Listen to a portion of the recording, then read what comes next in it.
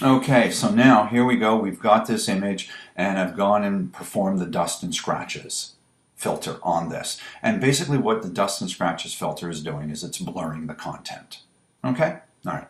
So anywhere that you had seen little speckles and all that kind of stuff, they seem to be gone. And I said earlier that this would get rid of about 85% of the junk in your images. There's some stuff down here that it won't get rid of. I could have actually increased the strength of the radius, or the median filter, if you will, and to kind of get rid of that kind of stuff, but then it would have been more difficult for me to bring back some of the detail that's in here that I need to have and all that kind of stuff. So now comes the fancy part. All right, what I'm going to do is I'm going to go and come under the window menu and I'm going to go and pull up my history panel. All right, so now here's my history panel over here, and I'm just going to see if I can expand it a little bit.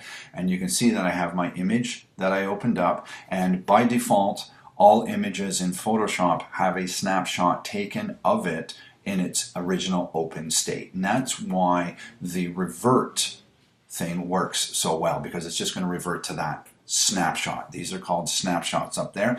These are called history states. All right. So the first state that I had was an open state. The second thing was doing the dust and scratches.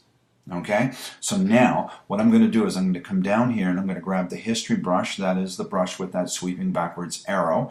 All right, and it just looks like a paintbrush, works like a paintbrush. It is a stinking paintbrush. All right, so what I'm going to do is I am going to take a picture of what this image looks like in the blurred or dust and scratches state. And to do that, I'm just going to click on the camera icon down here to take a picture. You can see I've just taken a snapshot of that. I could rename that if I wanted to. I'm not interested in doing that at this point in time. All right, right now, what I have is the source of the history brush is going back to the original snapshot.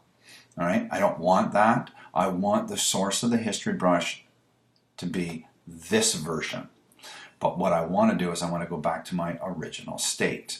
So clicking on this open state brings back all of the dust and muck that was in the image, but now I have my history brush set to the snapshot for dust and scratches. All right, where we have nondescript areas such as the background, I can come in with a much bigger brush. Now, here's the idea. All right, it's kind of like cloning, but all right, what I'm going to do is if I left this in the normal blend mode and painted over there, then I would just be painting in everything that would be from the blurred state.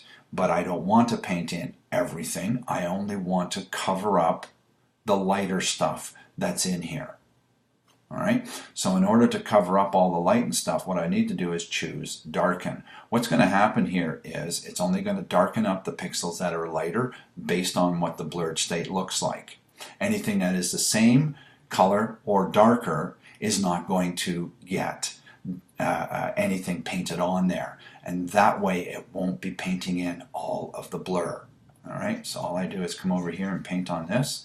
Come across like that, and in here I can come in with a big broad strokes, come through this, down around here, come along the bottom, up in this.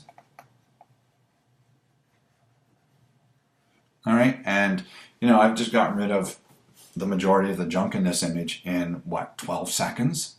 Yeah, exactly. So now what I would need to do is to zoom in. I'm going to zoom in, I'm going to reduce the brush size, and I'm going to come in here and get rid of some of this other stuff. All right, now some of this stuff won't go away, and that's okay because that's what the other tools are used for. All right, now you have to be careful when you're doing stuff inside here, like going for this one, because Photoshop can't tell the difference between double stitching in the Oshkosh jeans and what a dust particle is. So I'd have to come in and come a little bit smaller, but I can come in and paint that and get rid of that. Then I just come over here and paint on these little guys, just like this, and we're getting rid of all that nonsense. All right, because I'm painting in the blur from that area and it's only darkening what needs to be darkened. All right, there you go, coming in, doing this. Gotta love this, gotta just love this. Spacebar coming up into here, and you come up into these areas here, and it's just kind of cleaning up this stuff, getting rid of that, and lovely. All right, I'm not going to do the whole image, but now you get the idea of how to use the history brush and the history panel in order to paint from another state. All right, thank you very much.